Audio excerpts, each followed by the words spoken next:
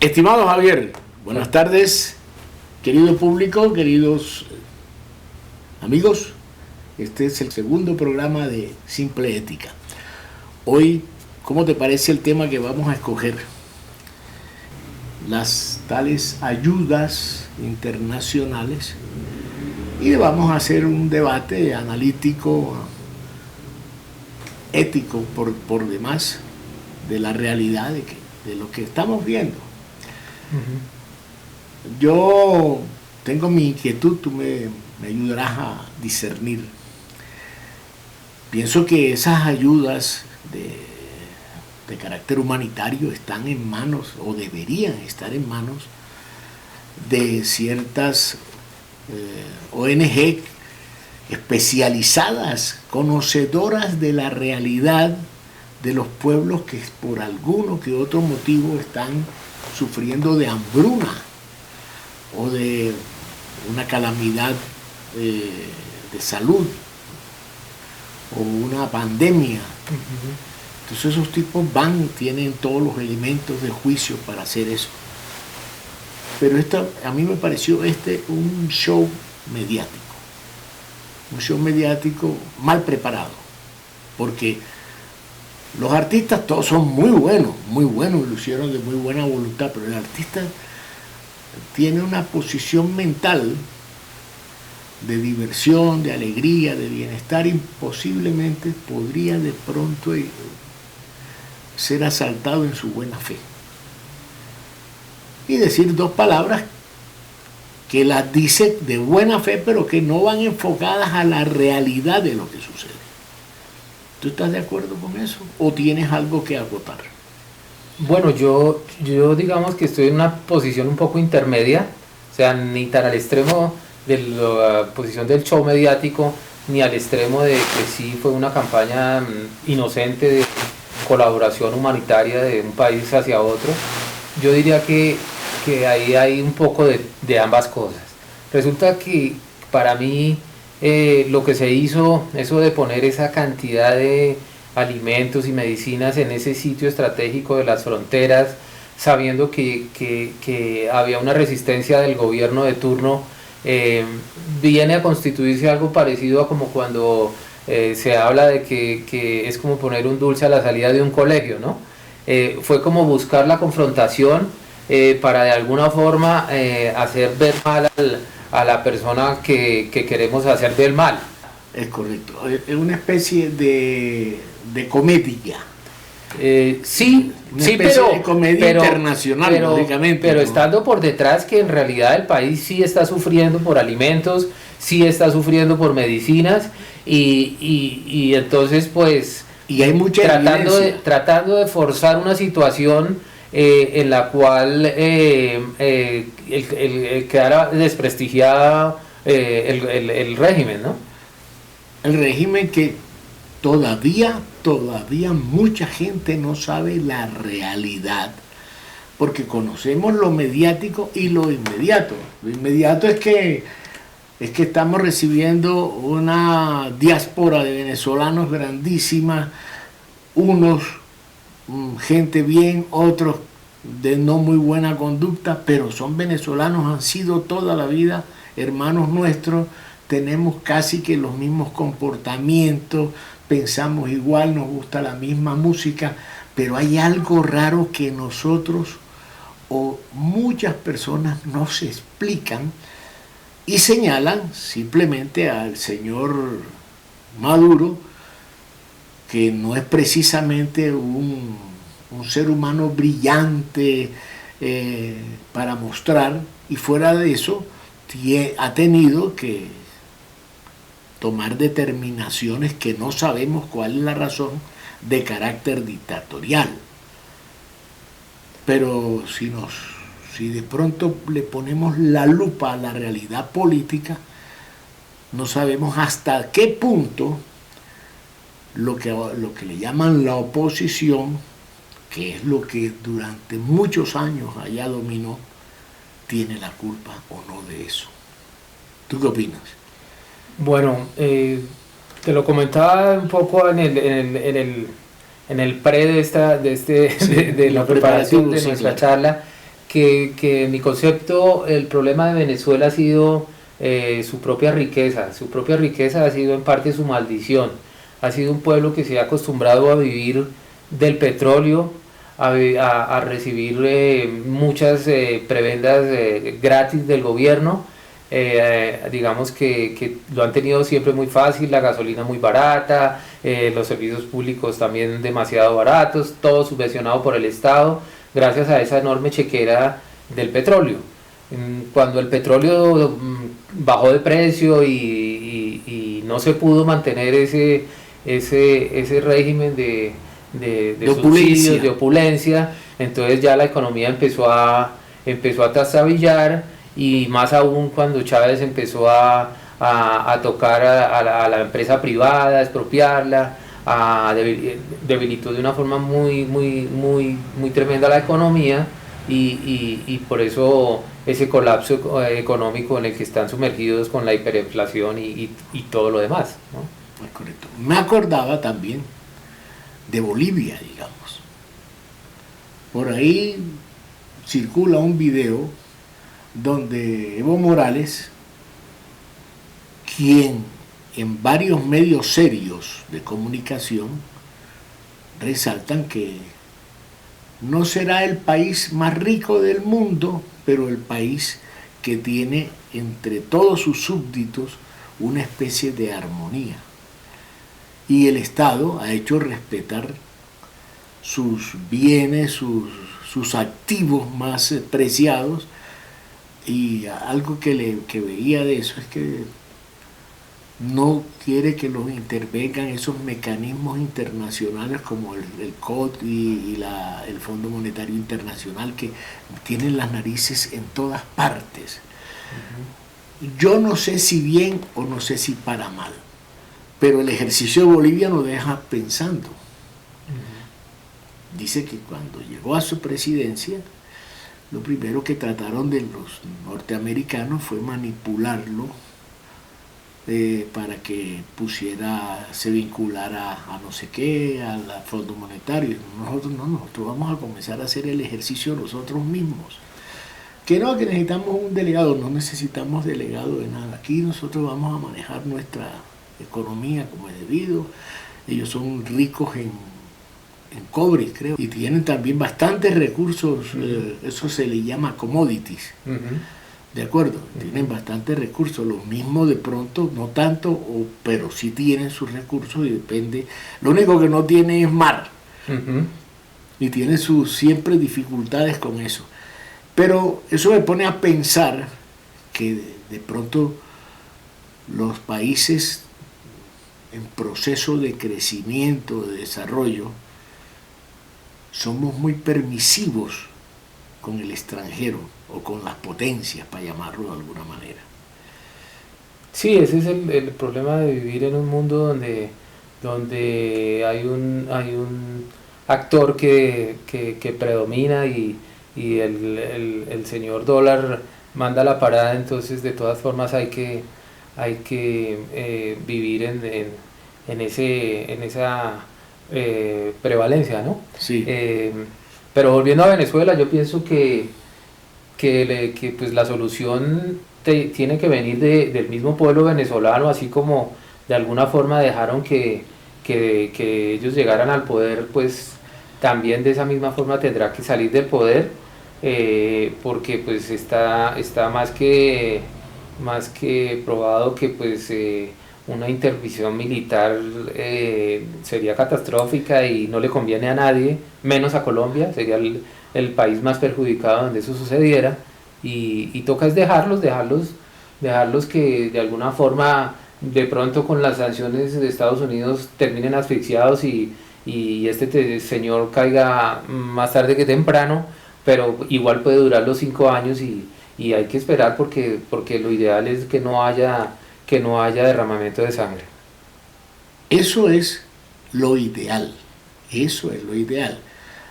Y lo otro es que nosotros, no me explico por qué razón tenemos que pelear por diferencias ideológicas. ¿De acuerdo? Es que me parece absurdo que si tú tienes una tendencia un poco socialista, que te gusta más la equidad, que haya, porque hay otros, no puedes llegar al extremo de volverte un dictador del proletariado, como decían los rusos cuando comenzó a dominar el Partido Comunista, que el proletariado era el que tenía todo el poder.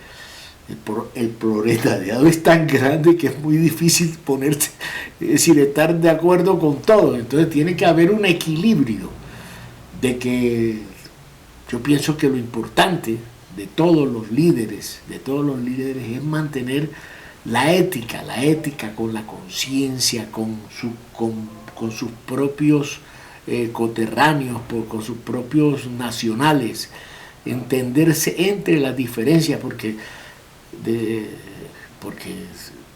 es lo más absurdo pelear entre hermanos. Hombre, no está de acuerdo, pues no le hablo 2 días, pero no, en que momento tenemos que ir a las armas, que no sé qué cosa, que perseguir, que matar, que ese tipo no me conviene, mejor matarlo, que los paramilitares, que la guerrilla, que eso tiene que cambiar.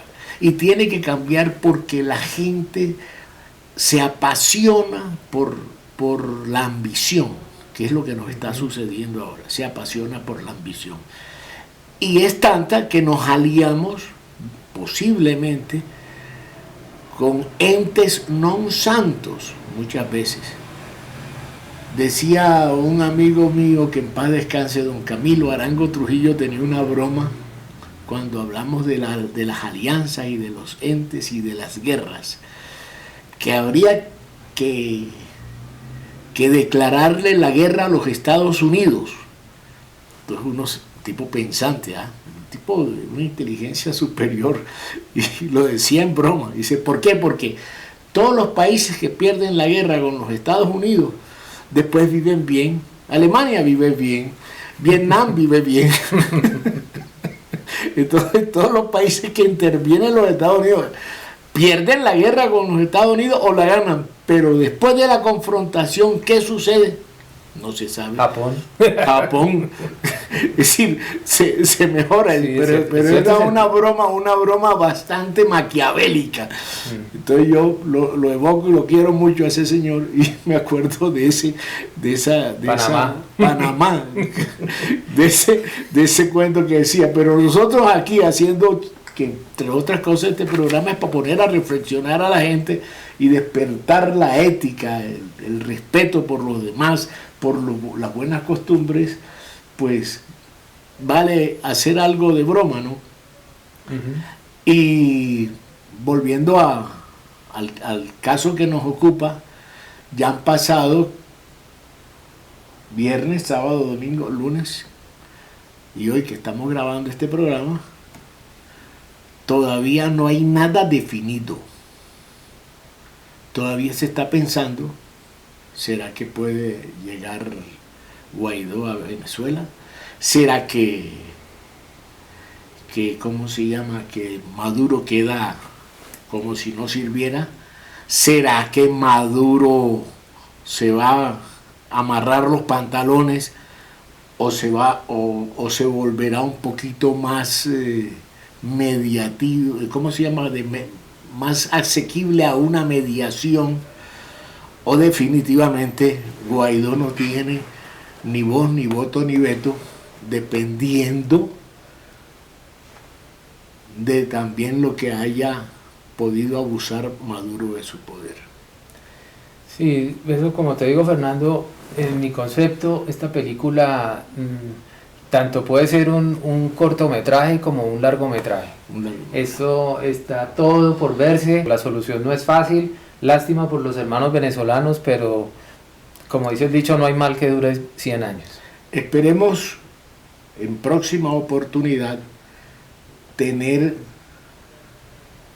un buen pretexto positivo para poder hablar lo grato de lo que puede terminar siendo esto, porque no siempre las cosas terminan en desastre. Correcto, seamos positivos y pensemos que Venezuela se hará despacito. Sí, se harán despacito. Exacto. ¿Qué te parece si para nuestros seguidores, hablamos del caso Ramos, que nos atañe a todos los comunicadores, a todos quienes manejamos medios de comunicación y estamos en este trasegar. Perfecto, Fernando. Lo ocurrido ayer en la entrevista a Nicolás Maduro es una prueba más del carácter dictatorial de Maduro, que no tuvo mayor problema en detener al periodista, quitarle sus equipos, sus cámaras, su celular, su tablet, decomisarle todo, y más que eso, más que la parte material, la parte moral, que es su trabajo, ¿no? Claro. Porque el hecho de hacer unas preguntas y obtener unas respuestas y guardar la constancia de eso es el trabajo del periodista, y eso fue lo que quiso robarles, ¿no? Eso es un capital, el capital de archivo. Eso, a medida que pasa el tiempo, adquiere un valor inusitado. Los archivos de la historia, de los acontecimientos, y de un periodista, de los archivos de su vida profesional. Entonces eso es un atropello mayúsculo. Mayúsculo, pero bueno, gracias a Dios, pues la divulgación que ha tenido el suceso, como todos los medios internacionales le enfocaron el suceso, han dejado desnudo a Maduro en esa situación, y ha quedado totalmente más desprestigiado de lo que anda. Eso es lo que ha estigmatizado a Maduro, la falta de pronto de un poco de refinamientos en su manejo. Inteligencia, yo sí, diría. Sí, yo he dicho que en los refinamientos o los buenos modales, cuando se trata de conservar los buenos modales, tienes que tener una cabeza que discierne, que un Pepe Grillo que te está diciendo no hagas eso, ten cuidado. Entonces hay personas que no tienen Pepe Grillo, no tienen conciencia de que si cometen un desmán porque se sienten súper prepotentes, o porque se sienten dictadores, o porque se sienten simpáticos, agreden a alguien con un comentario desobligante, o toman una determinación tipo Maduro. Y aquí también tenemos muchos ejemplos de esos, que de pronto no, en este momento se me escapan, pero serán traídos también a colación en algún momento que tengamos la oportunidad de que muchos de los personajes aquí cometen esos exabruptos, como por ejemplo ciertos representantes políticos que viven preguntándole a la gente de tránsito: usted no sabe quién soy yo. Ese usted no sabe quién soy yo es lo más, ¿cómo se llama?, chistoso dentro de lo vulgar que existe, cuando una persona le exige a cualquier parroquiano que tiene que saber quién es él. Usted no sabe quién, cosa tan absurda. ¿Ah? Es el colmo de la arrogancia. Sí, como y también pues dejar en claro que el periodismo como tal debe ser algo como sagrado, o sea, algo que tenemos que defender, que es lo único que nos va a permitir rescatar la ética, que es lo que queremos en este espacio, claro. y hacer todo lo posible para que si esto pasó con un periodista con todos los pergaminos de una cadena internacional, ¿qué esperamos de cualquier periodista regional? O cualquier muchacho que esté haciendo una pasantía de una universidad en un medio. ¿No? ¿Qué podemos esperar para lo que está de ahí para abajo? Y son a quienes más debemos proteger. Porque Claro. un chico que está trabajando por hacer una carrera, estudiando con los esfuerzos que hay que hacer aquí en Colombia para estudiar una carrera, está estudiando periodismo, y le sale un chafarote haciéndole un bullying prácticamente porque está haciendo su trabajo, eso no tiene ninguna presentación. Hay que buscar la forma de mantener la ética y el respeto. El respeto es parte de la ética, la consideración por el ser humano, el manejar algo de urbanidad que nos enseña a formarnos éticamente. Y la urbanidad ya nos enseña.